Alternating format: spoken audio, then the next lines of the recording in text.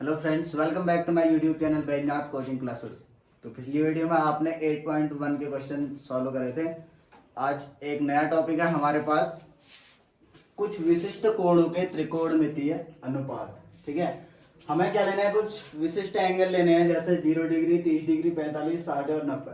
इनके लिए क्या करना है, त्रिकोणमिति जो अनुपात होते हैं साइन, कॉस, टेन, कॉट, सेक, कोसेक, इनके क्या लेने हैं, वैल्यू निकालने हैं हमें।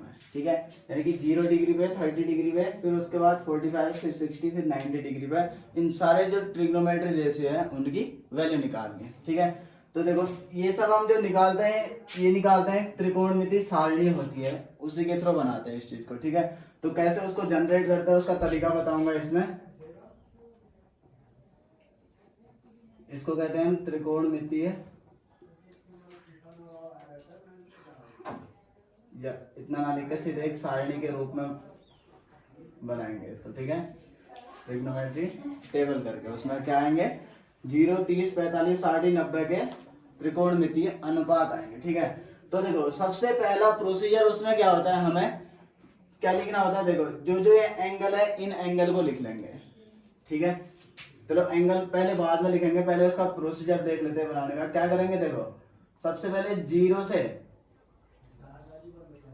से 4 तक की संख्या लिखेंगे। सबसे सिंपल काम क्या करना है, पहले 0 से 4 तक की संख्या लिख देंगे। ठीक है, 0 से 4 तक की संख्याएं लिख दी। अब देखो 0 से 4 तक की संख्याएं लिखने के बाद दूसरा काम क्या करना है, हमको सबको 4 से भाग दे देना है।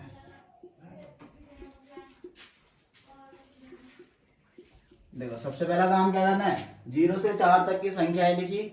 ठीक है, उसके बाद क्या कर दिया, सबको हमने क्या कर दिया, 4 से भाग दे दिया। ठीक है, अब देखो 4 से भाग देने के बाद क्या करेंगे, अब इसका जो आंसर आएगा उसको नोट कर लेते हैं। ठीक है, 4 से 0 को डिवाइड करेंगे तो कितना आ जाएगा, 0। ठीक है, ये कितना आ जाएगा, इससे इसको डिवाइड करेंगे तो कितना आ जाएगा, देखो इसको सीधे 1/4 ही लिखते हैं अभी। ठीक है, ये कितना आ जाएगा, 1/2, और ये आ जाएगा 3/4, और ये आ जाएगा 1। ठीक है, यहाँ तक क्लियर है। सबसे पहले 0 से 4 तक की संख्या लिखी, फिर 4 से भाग कर दिया उसको, फिर उसके बाद क्या है, ये भागफल आ गया। ठीक है, अब उसके बाद क्या करेंगे, सबका वर्गमूल कर देंगे। क्या करेंगे, सबका वर्गमूल कर देंगे। अब देखो सबका वर्गमूल कर दिया हमने। अब वर्गमूल करने के बाद क्या वैल्यू आती है उस चीज को देखते हैं। देखो 0 का वर्गमूल करेंगे तो कितना आ जाएगा, 0 ही आएगा। ठीक है, 1 का वर्गमूल करोगे कितना आ जाएगा, 1 का वर्गमूल 1 ही आएगा, क्योंकि 1 के जैसे अभाज्य गुणनखंड करोगे तो 1 को क्या लिख सकते हो, 1 गुणा 1 लिख सकते हो ना। तो क्या बन जाएगा, 1 का स्क्वायर से रूट हट जाएगा तो कितना आ जाएगा, 1। तो इसका मतलब 1 का वर्गमूल कितना है, 1। अब 4 का भी तो करना होगा, है कि नहीं। इसका मतलब क्या है, 1 का भी वर्गमूल है, 4 का भी, तो 4 का वर्गमूल कितना आ जाता है, 2। ठीक है, ऐसे ही यहाँ पर को 1 का वर्गमूल 1 आ जाएगा, और 2 का वर्गमूल करोगे तो कितना आ जाएगा, वर्गमूल 2 ही लिखोगे, अभी वैल्यू दशमलव में नहीं लिखनी है तुमको। ठीक है, ऐसे ही 3 का वर्गमूल, ये वर्गमूल 3 ही रहेगा, 4 का वर्गमूल करेंगे तो कितना आ जाएगा, 2, और 1 का वर्गमूल आ जाएगा 1। अब देखो ये जो वैल्यू आई हमारे पास, ठीक है, ये किस पे वैल्यू आती है, देखो ये आता है 0 डिग्री पे, ये 30 डिग्री पे, ये 45 पे, ये 60 पे, और ये आता है 90 पे। ठीक है, और ये किसकी वैल्यू आती है, ये आती है साइन की वैल्यू। किसकी वैल्यू आती है, साइन की। ठीक है, तो सबसे पहला काम क्या करना है, हमको सबको 1 से 4 तक की संख्या लिखनी है, फिर 4 से क्या कर देना है, डिवाइड कर देना है, फिर उसके बाद क्या कर देना है, डिवाइड करने के बाद सबका वर्गमूल कर देना है। ठीक है, वर्गमूल करने के बाद जो ये वैल्यू आई हमारे पास, ये किसकी वैल्यू आई, ये वैल्यू आई साइन की। किसकी वैल्यू आई, साइन की। ठीक है, चलो इसको पहले यहाँ तक नोट कर लो, फिर टेबल बनाएंगे। ठीक है, अब देखो ये वैल्यू लिख ली है। अब हम क्या करेंगे, ये किस चीज की वैल्यू होती है उस हिसाब से इसको लिखेंगे। ठीक है, अब देखो हमारे पास यहाँ पर तो वैल्यू क्या क्या आई, 0 आया, 1/2, 1/√2, √3/2, और कितना आया, 1। ठीक है, इनको ऐसे लिख लेंगे। और देखो अब यहां पर वो क्या लिखेंगे, देखो 0 के ऊपर कितना डिग्री लिखेंगे हम, 0 डिग्री लिख देंगे। ठीक है, 1/2 के ऊपर लिख देंगे 30 डिग्री। और इसके ऊपर लिख देंगे 45 डिग्री, और ये आ जाएगा 60 डिग्री, और ये 90 डिग्री।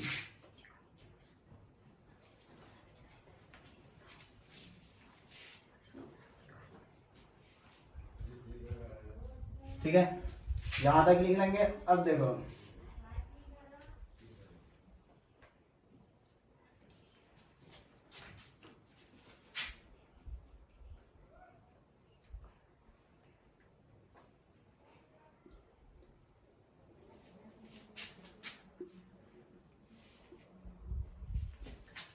ये हमने लिख लिया क्या 90 डिग्री तक के वैल्यू, लेकिन ये किसकी वैल्यू आई, ये आती है साइन की वैल्यू। ठीक है, यानी कि किसी एंगल ए के लिए, एंगल ए के लिए साइन का मान है, या फिर क्या लिख सकते हैं एंगल ए के लिए साइन या साइन ए, ठीक है, या साइन थीटा। तो देखो एंगल ए के लिए अब हमने क्या लिया यहाँ पर को देखो, एंगल ए के लिए यानी कि जब ए का मान कितना होगा 0 डिग्री होगा, तो यानी कि यहाँ पर को 0 डिग्री लिखोगे तो साइन 0 डिग्री का मान कितना आ जाएगा 0। ऐसे ही एंगल ए के बदले कितना आएगा 30 आएगा, यानी कि यहाँ पर 30 लिखोगे तो साइन 30 का मान 1/2 आ जाएगा। ठीक है, ऐसे ही साइन 45 का मान कितना आ जाएगा 1/√2। ठीक है, फिर 60 का मान √3/2 और 90 का मान कितना आ जाएगा 1। ठीक है, बस अगर हमारे पास साइन की वैल्यू आ गई तो बाकी हम सारे ट्रिग्नोमेट्रिक रेशियो निकाल सकते हैं। ठीक है, तो क्या करना है, सबसे पहले एक बार और बता दे रहा हूँ, 0 से 4 तक की संख्याएं लिखनी है, फिर उसके बाद क्या कर देना है, सबको 4 से भाग दे देना है, फिर क्या कर देना है, उनका वर्गमूल कर देना है। तो जो वैल्यू आएंगी वो किसकी वैल्यू आ जाएंगी, साइन की वैल्यू आ जाएगी। ठीक है, 0 पे, 30 पे, 45 पे, 60 पे और 90 पे। आई बात समझ में इतना?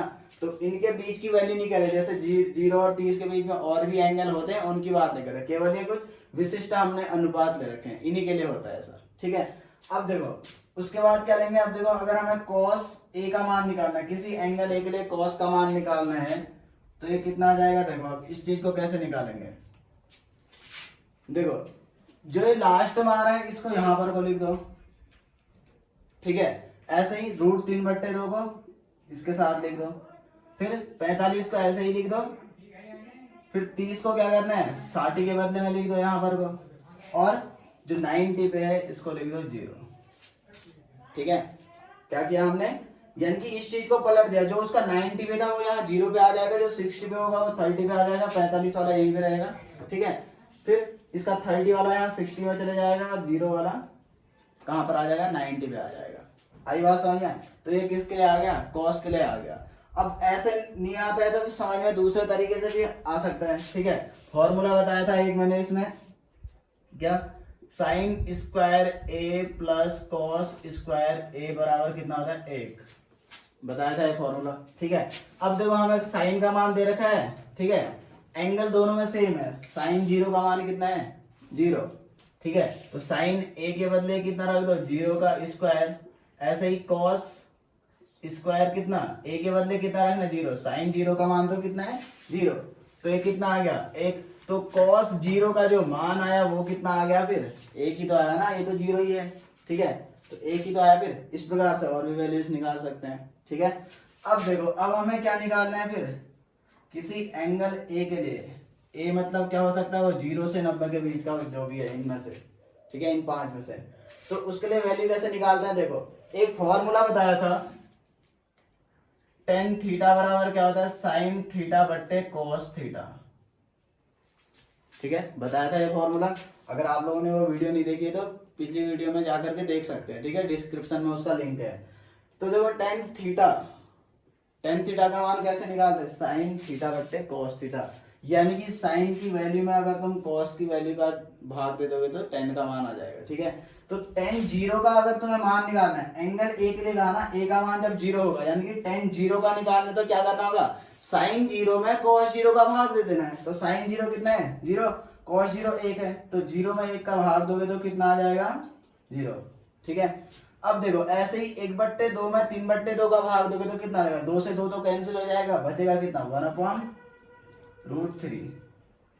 ठीक है, अब उसके बाद इसमें इसका भाग दोगे तो ये tan 45 का आ जाएगा, कितना आ जाएगा देखो 1/√2 ये भी है, 1/√2 ये भी है, तो 1/√2 से 1/√2 कट जाएगा तो कितना आएगा, 1 आएगा ना। ऐसे ही √3/2 ये है, 1/2 ये है, 2 से 2 कैंसिल हो जाएगा तो कितना आ जाएगा फिर ये √3। ठीक है, अब देखो 90 पे निकालना है तो 1 को कितने से भाग देना है, 0 से। tan 90 का निकालना है तो sin 90 cos 90 करना होगा हमको, तो कितना आ जाएगा फिर 1/0। तो अगर हम किसी भी संख्या को 0 से भाग देते तो आंसर 0 नहीं आता, कितना आता है, इनफाइनाइट आता है। ठीक है, तो ये कितना आ जाएगा फिर, इनफाइनाइट, अपरिभाषित कह सकते हैं, अनंत कह सकते हैं इसको। ठीक है, अब देखो tan का मान निकल गया, अब हमें क्या निकालना है, cot का मान निकालना है। ठीक है, cot A, तो देखो cot A का जो मान आता है वो कितना आता है, फॉर्मूला बताया था मैंने, cot थीटा बराबर 1/tan थीटा, बताया था ना। cot क्या होता है, tan का अपोजिट होता है, tan क्या होता है, cot का अपोजिट होता है, बताया था ये, cot थीटा बराबर 1/tan थीटा होता है। तो तुम्हें कितना करना है, cot 0 का मान निकालना है तो क्या करना होगा, 1/tan 0 करना होगा। क्या करना है, 1/tan 0, यानी कि तुम्हें cot 0 का निकालना है तो इसका मतलब क्या है, 1/tan 0, tan 0 का मान कितना है, 0, तो 1/0 बराबर कितना आ गया, इनफाइनाइट। ठीक है, यानी कि इसका सेम अपोजिट कर देना है, बस हो गया। अब देखो cot 30 का मान निकालना है तो tan 30 का उल्टा कर दो तुम, जैसे इसमें हमने उल्टा ही तो किया है, tan 0 का उल्टा मतलब क्या हो गया, 1/0, 0 का उल्टा मतलब 1/0, यही तो हुआ। ऐसे ही 1/√3 का उल्टा मतलब क्या हुआ, √3/1, यानी कि √3/1 का मतलब कितना आ गया, √3 आ गया। या फिर इसको भी क्या करो, 1/1/√3 कर दो, यही आएगा। ठीक है, देखो कैसे, अगर तुम्हें 30 का मान निकालना है तो 1/tan 30 कर दोगे ये। अब ये दोनों ऑलरेडी बट्टे में है ना, तो क्या करोगे, इसके नीचे क्या कर दोगे, 1 मान दोगे, तो इसको 1/1 लिख दो। तो क्या होगा, लास्ट वाले का मल्टीप्लाई यहाँ होता है, इसका मल्टीप्लाई इसके साथ होता है, पहले वाले का चौथे वाले के साथ, दूसरे वाले का तीसरे के साथ। ऐसा कैसे होता है, देखो इस चीज का भी रीजन देख लो, 1/1 भागा 1/√3 अगर होगा तो हम क्या लिखेंगे इसको, 1/1 गुणा √3/1, ऐसा ही तो लिखते हैं, भिन्न का भाग ऐसे ही तो सॉल्व करते हैं ना। तो इसका मतलब क्या हुआ, इसका मल्टीप्लाई यही तो होगा, तो ये कितना आ जाएगा, 3, और बट्टे कितना आ जाएगा, 1। अब 1 का √3 में दोगे तो √3 ही तो आएगा। ऐसे ही ये 1, अब 1 का अगर हम उल्टा करते हैं तो कितना आएगा, 1 ही आना है। ठीक है, तो 1/1 ही तो आएगा। ठीक है, तो अब √3 का उल्टा करना है तो कितना आएगा, 1/√3, यही तो आएगा ना। इसका उल्टा मतलब क्या होगा, अगर हमें cot 60 का मान निकालना है तो क्या आएगा, 1/tan 60, tan 60 ये तो 1/tan 60, यही तो किया है ना हमने। अब ऐसे ही क्या आ जाएगा, 1/इनफाइनाइट, 1/इनफाइनाइट कितना आ जाता है, जब भी हम किसी भी संख्या को 0 से भाग देते तो इनफाइनाइट, इनफाइनाइट से भाग देते तो 0 आता है। ठीक है, तो ये कितना आ गया, 0। आई बात समझ में। अब देखो 0 कैसे आता है, थोड़ा ऐसे इसको और समझ लेते। देखो अगर हम क्या करते हैं, इसको बाई चांस 10,000 से भाग देते हैं तो कितना आ जाएगा, 0.0001, तो देखो लगभग 0 के ही आसपास तो आ रहा है। अब केवल 10,000 से, इनफाइनाइट मतलब अनंत है, बहुत बड़ी संख्या है, यानी कि जिसको परिभाषित ही नहीं किया जा सकता है, तो उससे भाग देंगे तो लगभग 0 के ही पास तो आएगा उसका आंसर। तो कितना मानते हैं उसको, 0 ही मान लेते हैं। ठीक है, कॉट का मान आ गया। अब या तो ये तरीका था या फिर इस चीज को सेम इसकी तरह किया, जैसे हमने साइन का मान निकाला तो कॉस का मान निकालने के लिए क्या कर दिया, इनको पलट दिया था। ऐसे ही टेन का मान निकाला साइन बट्टे कॉस, तो कॉट का अगर हमको मान निकालना है तो हम क्या कर देंगे, इस टेन को पलट देंगे।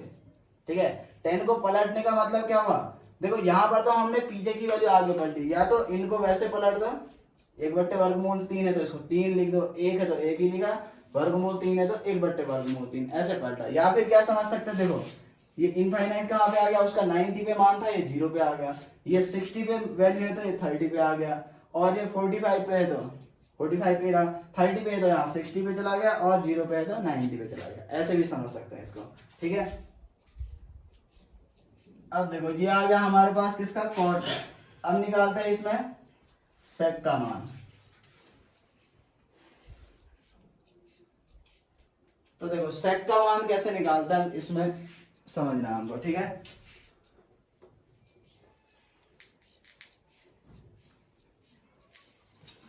अब देखो अगर हमें सेक की वैल्यू चाहिए तो एक फॉर्मूला बताया था sec थीटा बराबर 1/cos थीटा। अगर हम क्या कर देंगे cos थीटा का उल्टा कर देंगे तो क्या मिल जाएगा, sec मिल जाएगा हमको। ठीक है, तो देखो cos 0 पे 1 है तो sec भी कितना आ जाएगा 1, क्योंकि 1 का उल्टा कितना होगा 1/1 यानी कि 1। ठीक है, ऐसे ही ये कितना है √3/2, तो ये कितना आएगा 2/√3 आ जाएगा 30 पे। ऐसे ही 45 पे 1/√2 है तो ये कितना आ जाएगा √2/1 यानी कि √2 आ जाएगा। ठीक है, ये 1/2 है तो ये कितना आ जाएगा 2। ठीक है, और ये कितना आ जाएगा देखो 1/0 का मतलब कितना था इनफाइनाइट, क्योंकि 1 में क्या करेंगे 0 से ही तो डिवाइड करेंगे ना, 1 इसका उल्टा कर देंगे तो 0 का उल्टा यानी कि क्या कहेंगे इनफाइनाइट ही तो आएगा। यहां तक क्लियर है। अब हमें क्या निकालना है इसमें कोसेक थीटा।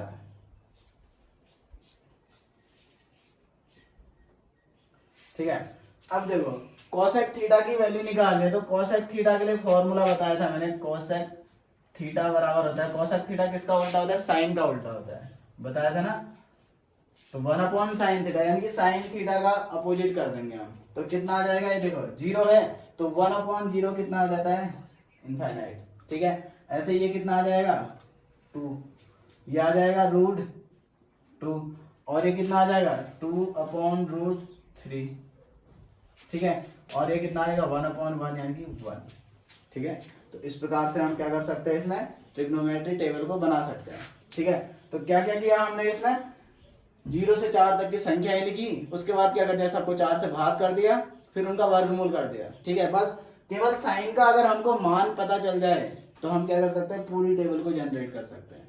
ठीक है, देखो या फिर हम कोसेक थीटा को एक और तरीके से लिख सकते हैं, एक तो हमने 1/sin लिखा, या फिर क्या कर सकते हैं देखो इस सेक को पलट दो, ये यहाँ पर इनफाइनाइट है तो ये यहाँ पे इनफाइनाइट आ जाएगा, ये 2 है तो ये 2 आ गया, √2 है, फिर यहाँ पर वो कितना आ गया 2/√3 और ये सेक यहाँ पर 90 पे आ जाएगा।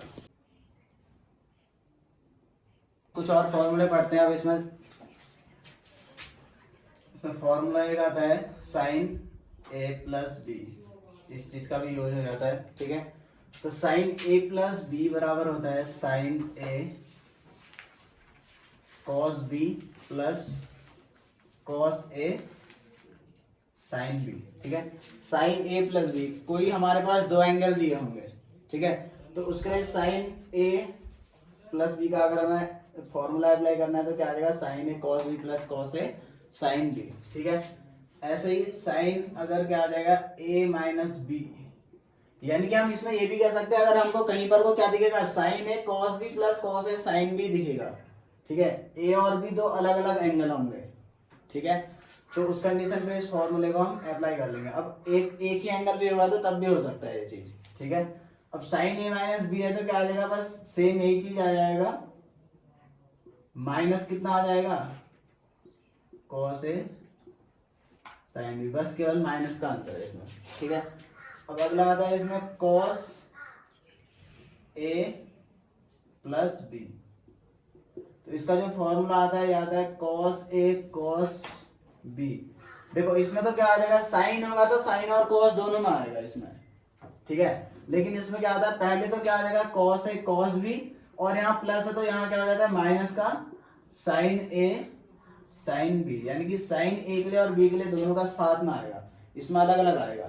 ठीक है, ऐसे ही अगर सॉरी यहाँ पर cos a + b होगा। ठीक है, और cos a - b अगर होगा तो क्या आ जाएगा cos a cos b, minus है तो क्या आ जाएगा plus sin a sin b। ठीक है, cos a + b का फॉर्मूला आ जाएगा cos a - b के लिए आ जाएगा। तो इसको हम क्या करेंगे क्वेश्चन में जो आएंगे उस पर अप्लाई करेंगे। ठीक है, एक क्वेश्चन बनाते हैं इसमें त्रिभुज ABC में जिसका कोण भी हमको दे रखा है समकोण है। ठीक है, चलो चित्र के साथ साथ करते हैं इसको। एक त्रिभुज दे रखा है हमको क्या ABC, अब एंगल B दे रखा है इसमें समकोण, तो ये समकोण जो होगा ये क्या आएगा B, और किसी को भी A और C लिख सकते हैं। ठीक है, अब इसमें दिया गया AB बराबर 5 सेंटीमीटर, ये जो भुजा दे रखी है हमको कितनी दे रखी है 5 सेंटीमीटर। ठीक है, और ACB ये वाला जो एंगल है ए सी बी, ये जो बीच में अक्षर आएगा यही वाला एंगल देखा जाता है कभी भी, ठीक है।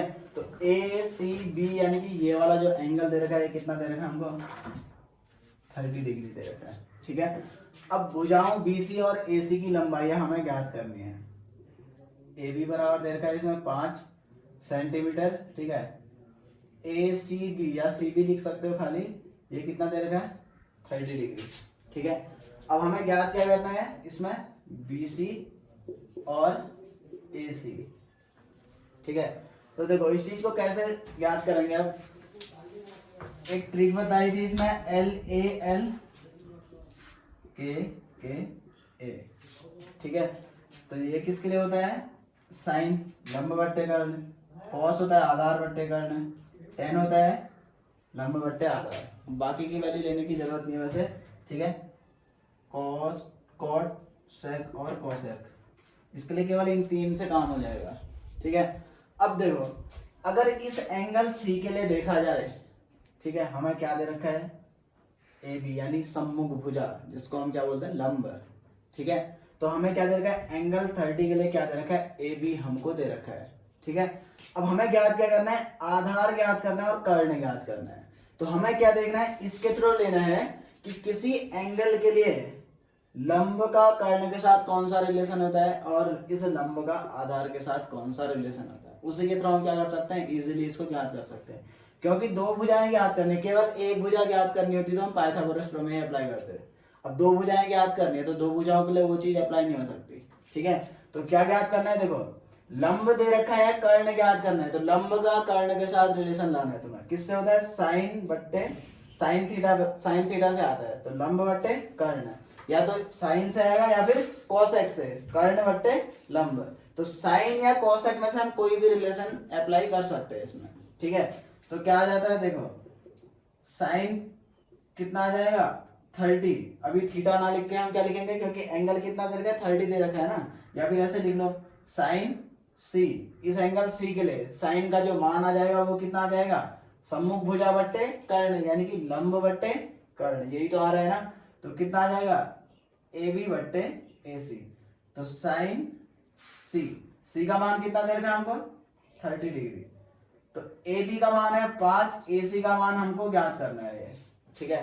तो साइन 30 का मान कितना होता है, सारणी में अभी बताया था 1/2, ठीक है।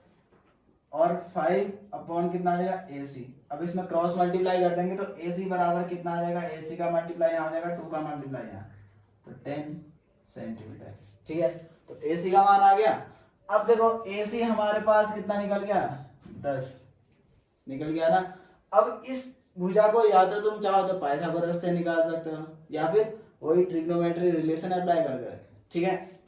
अब देखो अब इसमें ये भी देख सकते हैं कि कर्ण का आधार के साथ रिलेशन लगाना चाहो तो वो लगा सकते हो, कर्ण का आधार के साथ, ठीक है, या फिर लंब का आधार के साथ, दोनों चीजें निकाल सकते हो, ठीक है। एंगल के लिए कर्ण ये दे रखा है, तो ये आधार ही तो बनेगा ना संलग्न भुजा, तो कर्ण का आधार के साथ है तो कॉस से निकाल सकते हो या सेक से, या फिर लंब का आधार के साथ निकाल सकते हो, ठीक है। तो लंब का आधार के साथ से निकाल लेते हैं। 10 30 बराबर कितना आ जाएगा इसमें, इस एंगल के लिए tan थीटा बराबर लंब बट्टे आधार, तो लंब कितना है 5, ठीक है, और आधार कितना है BC।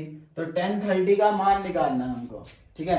तो tan 30 के मान के लिए क्या होता था, sin 30 अपॉन cos 30, ठीक है। तो वो कितना आ जाता है 1/√3, क्योंकि sin 30 होता है 1/2, cos 30 होता है √3/2, ऐसे ही तो निकालेंगे ना। 1/2 अपॉन पे कितना आएगा √3/2, ये sin 30 का है, cos 30 का मान होता है, तो कितना आ जाएगा, इससे कट जाएगा तो 1/√3 आ जाएगा 5BC। तो BC इक्वल टू कितना आ जाएगा 5√3 सेंटीमीटर, यही वैल्यू हमको निकालनी थी इसमें, ठीक है। तो cos से भी निकाल सकते थे इस चीज को, ठीक है, या फिर tan से भी या cot से भी, ठीक है, आपकी इच्छा है आप जैसे निकालना चाहें। बढ़ते हैं अगले क्वेश्चन की तरफ। त्रिभुज PQR में जिसका कोण Q समकोण है, ठीक है, एक त्रिभुज दे रखा है जिसका कोण Q क्या दे रखा है हमको, समकोण, इसको P लिख लेंगे और इसको R, ठीक है। और क्या दे रखा है, PQ बराबर 3 सेंटीमीटर, ये जो PQ है ये है 3 सेंटीमीटर, और PR ये दे रखा है 6 सेंटीमीटर। ठीक है, अब हमें ज्ञात क्या करना है, QPR। QPR एक तो ये वाला एंगल ज्ञात करना है, दूसरा PRQ और एक ये वाला एंगल हमको ज्ञात करना है। ठीक है, ये दो एंगल हमको क्या करना है, इसमें ज्ञात करना है। अब देखो फिर हमें क्या दे रखा है इसमें, एक तो लंब दे रखा है, क्या दे रखा है, लंब। ठीक है, किसके लिए, इस R एंगल के लिए क्या दे रखा है, लंब दे रखा है और कर्ण दे रखा है, ना। अगर R एंगल की बात करें तो सम्मुख भुजा होगी, ये लंब हो गया और एक कर्ण हो गया। ठीक है, तो क्या लिखेंगे फिर इसमें, साइन R। ठीक है, साइन R इक्वल टू कितना आ जाएगा फिर इसमें, PQ बट्टे कितना आ जाएगा, PR आ जाएगा ना। तो साइन R, अब देखो साइन R की वैल्यू हमको दे रखी है क्या, नहीं दे रखी है ना। साइन R हमें क्या करना है, इस PRQ को क्या करना है, हमें ज्ञात करना है। ठीक है, तो देखो फिर कैसे ज्ञात करेंगे, साइन R बराबर कितना आ जाएगा, PQ का मान कितना है 3, PR का मान कितना है 6, तो ये कितना आ जाएगा 3/6 यानी कि 1/2 साइन R। ठीक है, तो देखो अब ये 1/2 किस चीज का मान होता है वो हमें निकालना है। ठीक है, तो क्या आ जाएगा, साइन R बराबर कितना आ जाएगा, ये कितने का मान होता है, साइन 30 का मान होता है ना। तो साइन से साइन कैंसिल, तो कितना आ जाएगा, यानी कि तुलना कर देंगे तो R बराबर कितना आ जाएगा, देखो तुलना करनी है हमें, केवल साइन आ रहे हैं, साइन 30 है तो इसका तो R के ही बदले तो 30 है, तो R बराबर कितना आ गया 30 डिग्री आ जाएगा। ठीक है, तो R का मान निकल गया कब, जब हमने इसको लंब और इसको क्या माना, कर्ण, इस एंगल के लिए। अब ऐसे ही इस P एंगल के लिए देखो। ठीक है, इस P एंगल को देखोगे तो इसकी सम्मुख भुजा ये है, ये हमको नहीं दे रखी है। या तो हम पाइथागोरस प्रमेय अप्लाई करके इसको निकाल सकते हैं, तब जाकर भी एंगल निकल सकता है। अब उतनी लंबी प्रोसेस क्यों करनी है जब दो भुजाएं दे ही रखी है तो। ठीक है, उस वरना हम क्या करते हैं, इस भुजा को निकालते फिर इसके लिए आधार बट्टे कर्ण भी लगा सकते थे, या लंब बट्टे आधार भी लगा सकते थे, वो हमारे इच्छा है। ठीक है, अब यही दोनों दे रखे तो अभी इन्हीं दोनों से काम चला रहे फिलहाल। तो इस एंगल के लिए ये सम्मुख भुजा यानी लंब हो जाएगा, ये क्या होगा आधार और ये कर्ण। तो आधार और कर्ण का जो रिलेशन आता है ये क्या आता है, कॉस। कॉस से आता है या फिर सेक से आता है, इसमें कॉस सेक से भी आ सकता है जी। ठीक है, तो क्या निकालेंगे, कॉस P बराबर, तब हम इसमें क्या अप्लाई कर रहे हैं, कॉस अप्लाई कर रहे हैं, साइन नहीं कर रहे हैं। साइन के लिए ये भुजा चाहिए हमको, अब उस भुजा को इतना लंबा क्यों निकाल रहे हैं। ठीक है, प्रोसेस लंबी प्रोसेस हो जाएगी उसके लिए। तो कॉस P बराबर कितना आ जाएगा फिर, PQ बट्टे PR आ जाएगा ना। कॉस P बराबर कितना आ जाएगा, आधार बट्टे कर्ण, तो ये कितना आ जाएगा, देखो कॉस P का मान, कॉस P बराबर कितना आ जाएगा, PQ का मान है 3 और PR का मान कितना है 6, तो ये कितना आ जाएगा 1/2। ठीक है, तो कॉस P, अब हमें क्या करना है, केवल P का मान चाहिए हमें, तो इस साइड क्या करना होगा, कॉस लाना होगा ना। जैसे हम इस साइड क्या लाए, ये साइन 60 सॉरी कॉस 60 का भी तो मान होता है ये, तो हमने कॉस 60 क्यों नहीं लिखा, साइन ही क्यों लिखा, क्योंकि हमें तुलना भी तो करनी थी, R का मान निकालने। तो R तब आ सकता है जब ये साइन हट जाए आगे से, तो साइन तब हटेगा जब इस साइड भी साइन आए, तो उससे ही तो तुलना करेंगे। ठीक है, तो ऐसे ही इसको क्या करेंगे, साइन 30 ना लिख के क्या लिखेंगे, कॉस 60 लिखेंगे। कितना लिखेंगे, कॉस 60 का मान होता है ये। ठीक है, किसका मान होता है ये, कॉस 60। तो ये कितना आ जाएगा, तुलना कर देंगे तो P बराबर कितना आ जाएगा 60 डिग्री। ठीक है, तो इसलिए क्या आ जाएगा, QPR यानी कि P एंगल कितना आया 60 डिग्री। ठीक है, और PRQ ये जो R एंगल आया ये कितना आ गया 30 डिग्री। और यहाँ पर को लिख देना cos 60 इक्वल टू कितना होता है 1/2, और यहाँ पर को क्या लिख सकते हो sin 30 इक्वल टू 1/2। ठीक है, इस प्रकार से क्वेश्चन बना सकते हैं। यदि sin a माइनस b बराबर 1/2 cos a प्लस b बराबर 1/2। ठीक है, तो हमें क्या निकालना है इसमें, देखो एक चीज और दे रखी है, a plus b greater than 0, यानी ए प्लस बी का जो मान है ये कितना है, 0 से ज्यादा है। और क्या दे रखा है, लेस देन इक्वल टू, यानी कि 90 के या तो बराबर है या उससे कम है। इसका मतलब क्या होता है, देखो ग्रेटर, यानी ए प्लस बी, ए और बी को अगर हम जोड़ेंगे तो 0 से ज्यादा आना चाहिए, ठीक है, और 90 के बराबर या 90 से कम। ये क्या होता है, लेस का साइन होता है, 0 छोटा होगा, इसका मतलब ये बड़ा होगा, ठीक है, जहां की ओर ये मुंह खुला रहता है वो चीज बड़ी होती है। आई बात समझ में। और क्या दे रखा है, A greater than B, A B से बड़ा होना चाहिए करा है, तो ए और बी ज्ञात कीजिए, ठीक है। तो देखो इसमें हमें क्या दे रखा है, sine A minus B equal to 1/2। अब हमें क्या करना है, इसमें ए और बी की वैल्यू याद करनी है, तो लेकिन यहाँ पर वो क्या आ रखा है, साइन आ रखा है, ट्रिग्नोमेट्री रेशियो, इसको हमें क्या करना होगा, सबसे पहले हटाना होगा। तो ये कब हटेगा, इसमें तुलना करनी पड़ती है, जबकि दूसरी ओर हमें क्या लाना पड़ेगा, पहले साइन लाना पड़ेगा, ठीक है। तो देखो उस चीज को कैसे लाएंगे, इसको लिखेंगे sine A minus B equal to, इसको क्या लिख सकते हैं, साइन लाना है ना, तो साइन कितने की वैल्यू होती है, 30 की वैल्यू होती है।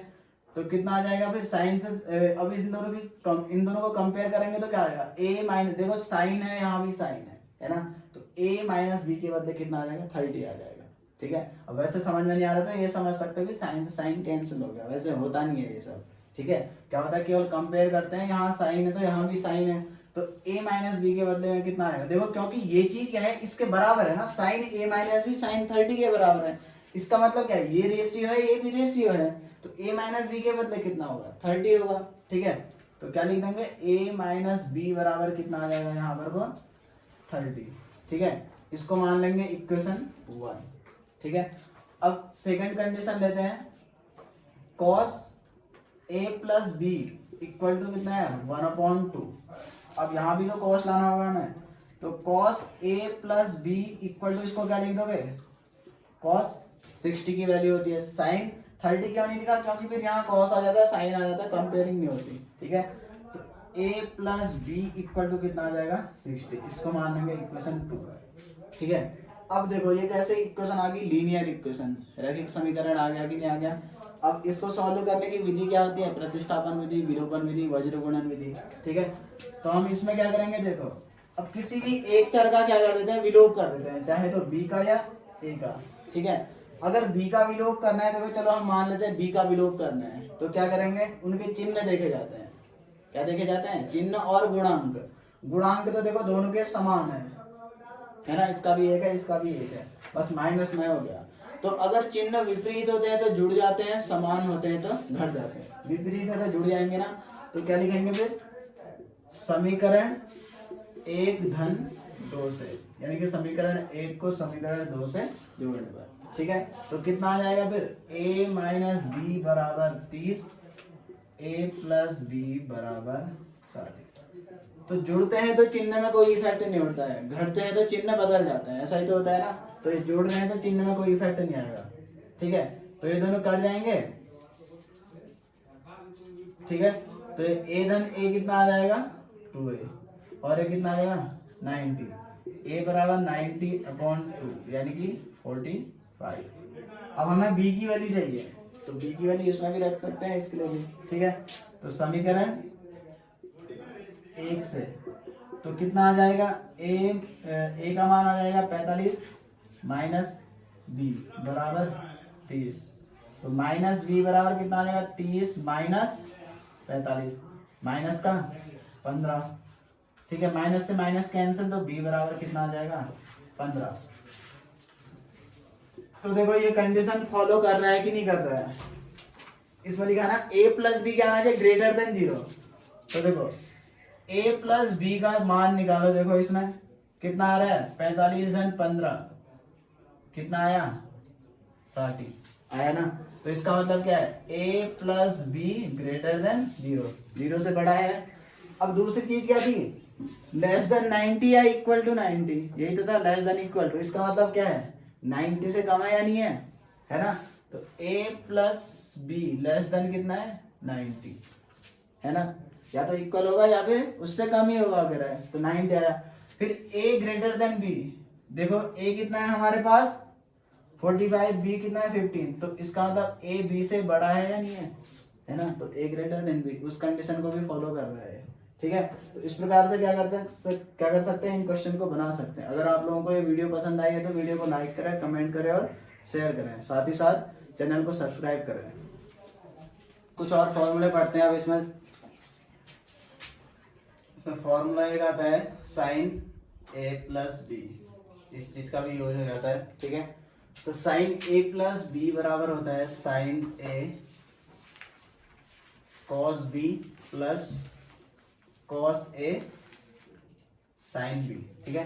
साइन ए प्लस बी, कोई हमारे पास दो एंगल दिए होंगे, ठीक है, तो उसके लिए साइन ए प्लस बी का अगर हमें फॉर्मूला अप्लाई करना है तो क्या आ जाएगा, sign A cos B plus cos A sine B, ठीक है।